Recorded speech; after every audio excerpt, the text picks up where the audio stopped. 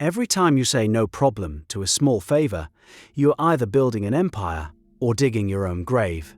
Most people think they know which one it is for them. They're usually wrong. This is a question where brilliant, successful people violently disagree because both sides have a point and both have consequences. One path leads to a world of opportunities opened by a network of allies. The other leads to burnout and quiet resentment. Where do you stand? By the end of this, the ground beneath your feet might shift. The case for the small favor is a case for building a world that wants you to win. It operates on a simple, almost invisible principle. Consistent, low-cost generosity creates a luxe surface area. Think of the person in your office who always has 5 minutes to help. They can find the obscure file, they know who to talk to in accounting. They'll give your presentation a quick sanity check before the big meeting. They seem helpful, kind, but something else is happening. Each small act of assistance is a deposit into a social bank account. A single deposit is trivial. 100 deposits compound. That person isn't just being nice, they are building a reputation that works for them while they sleep. This mechanism is wired deep into our social DNA. The principle of reciprocity is one of the most powerful drivers of human behavior. When someone does something for us, we feel a deep psychological urge to do something in return. A small favor creates a small debt. A small debt demands reciprocity. Reciprocity builds trust. And trust is the currency of every meaningful relationship, professional or personal. The person who consistently generates these tiny moments of goodwill finds that when they need something, a key introduction, a bit of flexibility on a deadline, the benefit of the doubt during a crisis, the support is just there. The doors seem to open for them. Opportunities land on their desk that others never even knew existed. They have, favor by favor, constructed a network that is biased in their favor. It looks like luck. It's engineering. That sounds like a foolproof strategy for building a successful life. But there's a problem with being the go-to person. The problem is where people go after they've gone to you. The dark side of the small favor is the favor trap. It's the slow creeping process of being reclassified from a player to a utility. The person who is always available to help becomes seen as a support function. A resource. You are the helpful coworker who cleans up the spreadsheet, but the person who presents that data gets the promotion. You are the reliable friend who always helps people move, but you are never the one they call to co-invest in a new venture. You have trained the world around you to see your time and skills as a cheap, readily available commodity. Your reliability has made you invisible. Researcher Adam Grant found that the most successful people are overwhelmingly givers, people who help others without expecting an immediate return. But he also found that the least successful people are givers too. The bottom of every organization is filled with burnt-out people who gave too much to the wrong people in the wrong way. They said yes to every request. They put everyone else's priorities ahead of their own. They became a human spillway for other people's urgent tasks. And in the process, their own deep, important work was eroded by 1,000 tiny interruptions. Each "can you just" and "do you have a sec" is a micro-tax on your focus. The cumulative effect of these taxes is cognitive bankruptcy. You're always busy, you're always helping, you're always moving. But you are running on a treadmill in a room where everyone else is climbing a ladder. So you should just say no? Become a ruthless gatekeeper of your time and energy, turning away every request that doesn't directly serve your goals. And yet, the person who operates on a purely transactional basis often hits a ceiling of their own. They build a fortress around their time, but they live in it alone. When they hit a problem they can't solve, the phone calls go unanswered. Their network is a mile wide and an inch deep, a collection of contacts with no real substance. They are efficient, but brittle. The first major storm can shatter their carefully constructed world because there is no one invested in helping them rebuild. They protected their time so fiercely that they forgot to build a community. This reveals that the debate was never really about yes versus no. It's about portfolio management. The strategic giver understands that favors are investments. They just have a smarter investment thesis. They stop asking, "Should I help?" and start asking, "Is this a good investment of my energy?" They prioritize helping other givers, creating a positive feedback loop of mutual support. They avoid the black holes of chronic takers who drain energy without reciprocation. Most importantly, they find ways to give that showcase their unique skills and align with their own goals. Imagine two scenarios. In the first, a marketing analyst is asked to pull some numbers for a colleague's presentation.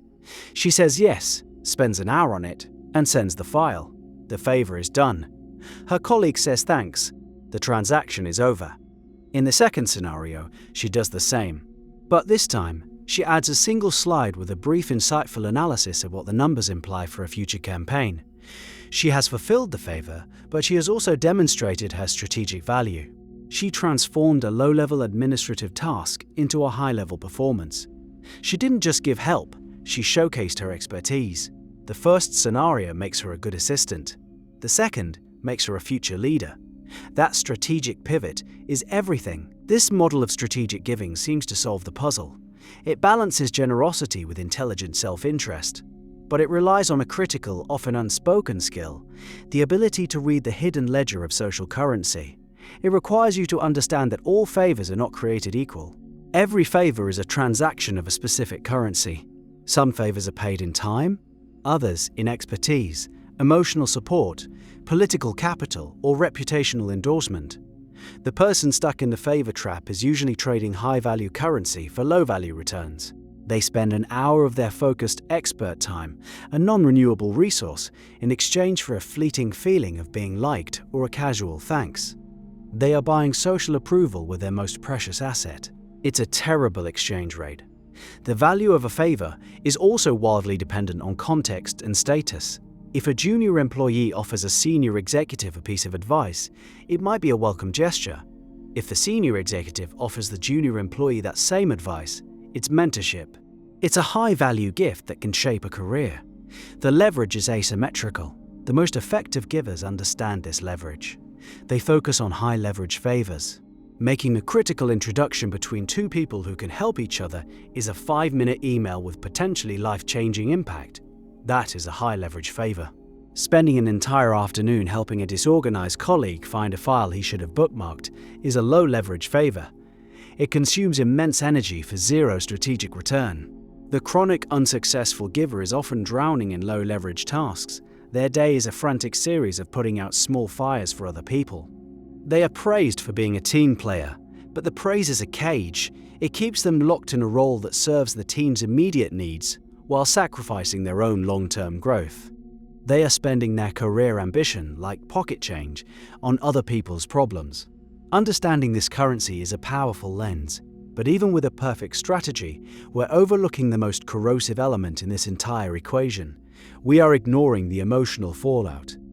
We're ignoring the slow, quiet poison of resentment. This is the part of the equation that doesn't show up on a spreadsheet. It's that quiet, hot feeling in your chest when you see someone else get credit for an idea you gave them over coffee. It's the exhaustion that settles deep in your bones after a week of saying yes to everyone but yourself. It's the flicker of cynicism you feel when someone asks for just 5 minutes for the third time in a day. This is your brain's innate fairness detector screaming that the social contract has been broken. You are giving more than you are receiving, and the imbalance is creating a debt that you know will never be repaid. This slow-burning resentment is toxic. It can transform a generous, optimistic person into a guarded, bitter one. The very quality that was once their strength, their willingness to help, becomes the source of their deepest professional wound. They learn to associate helping with being exploited. So they stop, they build the walls they should have built years ago, but they build them out of scar tissue. Now, they are safe from exploitation. They are also isolated, cut off from the genuine connections that could have fueled their growth. Think of the person who volunteers to organize the team's social events. For years, they handle the logistics, the planning, the budget. Everyone has a great time. They are appreciated. But when a new project manager role opens up, who gets it? The person who was heads down on the main project, while our volunteer was busy ensuring team morale. The organization implicitly rewarded one type of work and treated the other as a free, optional service. Repeat this dynamic over a decade, and you don't just have a stalled career, you have a person who deeply regrets their own generosity. They feel like a fool. The line between building social capital and being treated like human capital is perilously thin. One side is a network of allies, the other is a list of users. Navigating this requires more than just kindness or a strong work ethic. It requires a constant, vigilant awareness of the hidden transactions happening underneath every simple request. It is a tightrope walk, and the consequences of falling are severe. So what do you think? The path of the small favor can lead to a world rich with opportunity, built on a foundation of trust and mutual respect. Or it can lead to a dead end of exploitation and burnout, where your own ambition is sacrificed on the altar of other people's convenience. The strategy seems to be the key, giving in ways that are visible, aligned with your goals, and directed towards other givers. But this strategy is a full-time job in itself, demanding social intelligence and firm boundaries that many of us struggle to maintain. At what point does a helpful gesture become an act of self-betrayal? Where do you draw the line between being an indispensable asset and an expendable resource? And how do you say no without burning the very bridges you were trying to build?